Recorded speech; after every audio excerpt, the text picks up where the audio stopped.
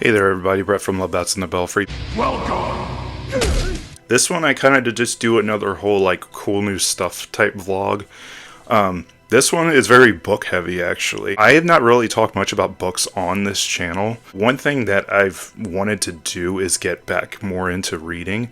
Sometimes, especially having, now having a kid and having a family, and the free time that you do have, you have to be very selective with.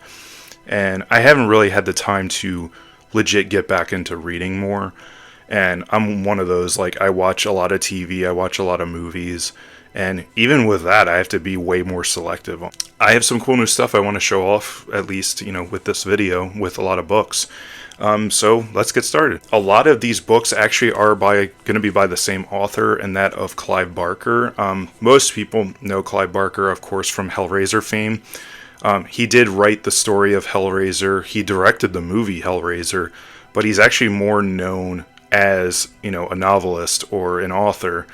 And so Hellraiser was based off of the novel The Hellbound Heart.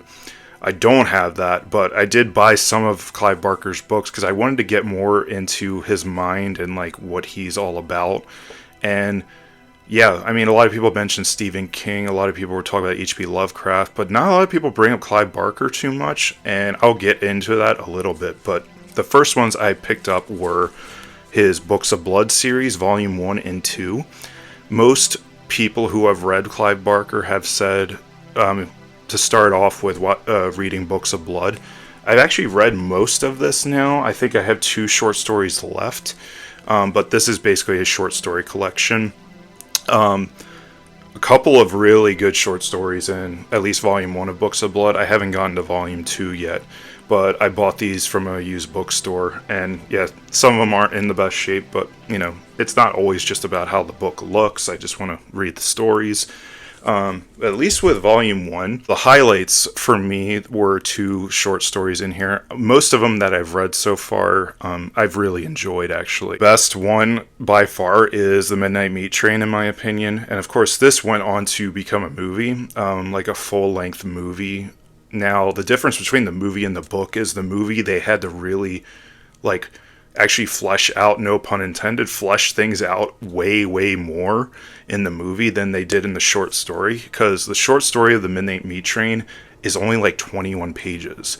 But what a use of 21 pages. I have to say, because I watched the movie a number of years ago, and the movie I got a little bit of enjoyment out of, but the movie was some of Clive Barker's imagination and his ideas, I feel like don't always translate the best to a motion picture. I will say Hellraiser, he did obviously a great job because he directed the movie. But Midnight Meat Train wasn't directed by him. It was some other director. It had a Bradley Cooper in it, of all people. I would say, yeah, the movie takes everything from the short story but has to really expand upon it. The short story is literally just about some dude that lives in New York City and can't stand where he lives and doesn't really have a lot of purpose to life, and then one night he ends up going on the subway and ends up finding this guy just murder a bunch of people. And yeah, the movie explores that and such, but I feel like the movie did not capture the pure terror in The Midnight Meat Train in his short story. Reading it was just such a thrill for me. I'm probably overhyping it, but I really loved The Midnight Meat Train on this. And so that was a great story, and the story immediately after it is called The Yattering and Jack. And not the catchiest title, but loved the story. And it was about this guy named Jack who was a pickle salesman and tries to live a simple life. And he has 2 daughters, and he tries to just live his life, and there's this demon that's trying to basically ruin his life, and it's known as the Yattering. But demon has a set of rules that they have to follow, so he slowly tries to get Jack to go insane in this short story. But I love the message of this short story. I feel like it's so relatable, just having to deal with just annoyances and grievances in daily life, just a demon on top of it, is really funny. And this story is like darkly funny to it, but pretty much like I love how it plays out, and just it just leaves you with a great message of just saying like, don't let like these small annoyances and grievances like drive you insane.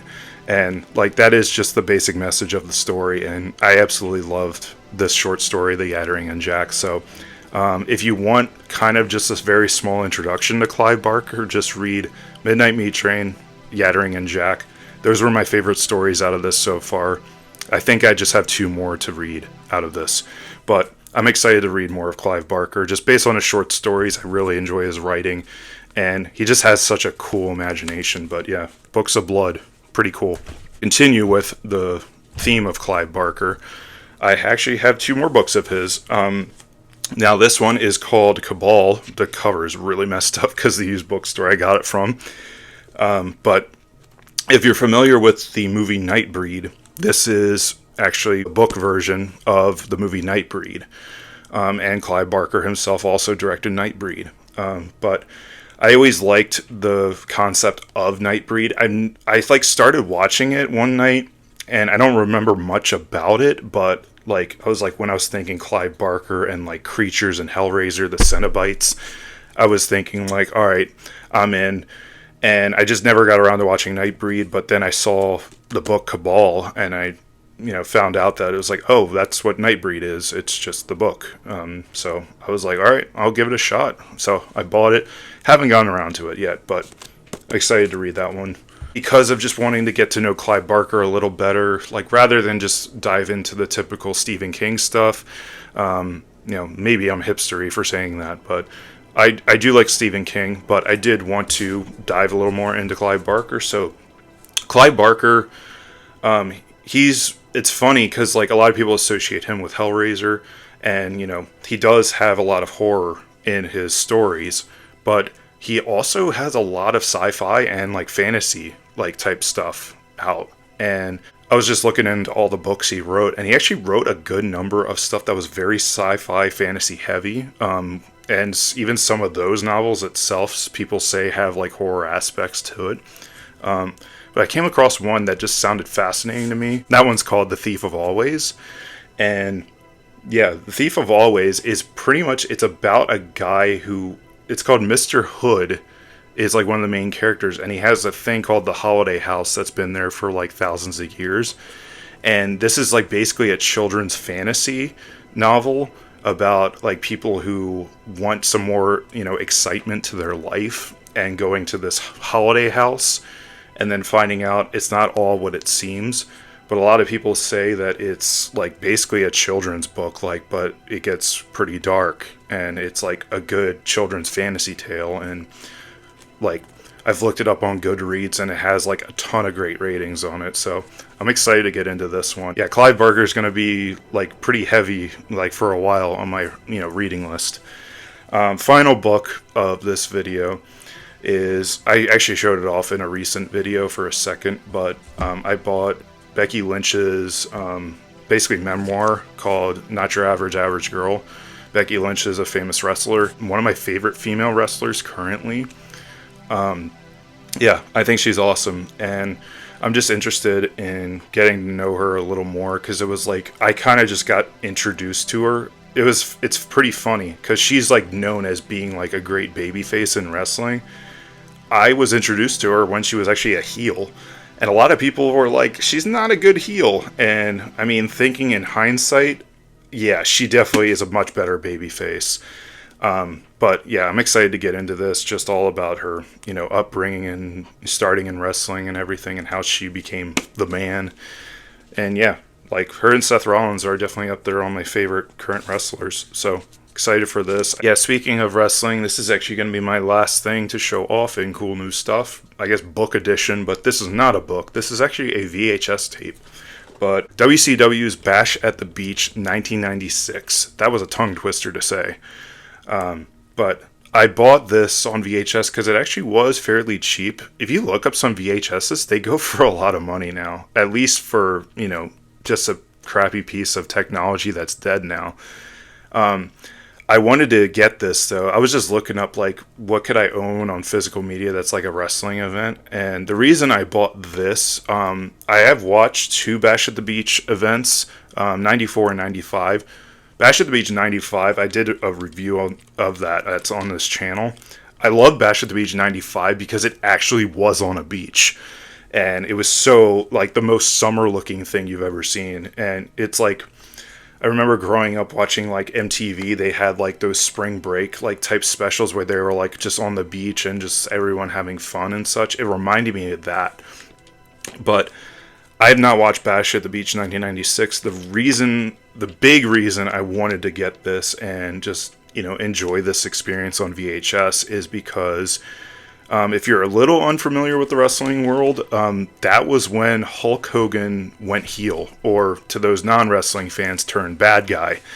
And because Hulk Hogan and Hulkamania was the biggest thing in the world, like in the 80s. And even in the 90s, like there were still some crazy Hulkamaniacs out there. But this was something that, like, I never watched it, but this is where Hulk Hogan turned bad guy, and, like, kids were, like, crying, people were screaming and throwing things in the ring, and people lost their minds, because, Hulk Hogan, as long as he was wrestling, he was always a babyface. I'm excited to see that, and that was, of course, when they started the NWO, the New World Order faction, which is one of the most famous factions in all of wrestling. So I'm excited to get into this. I don't know if the event is actually good. I haven't read up on too much of it, but Bash at the Beach, expect a review of this coming in the summertime. That's going to wrap it up here, though. I hope you all enjoyed, and I will see you in a future video. Bye.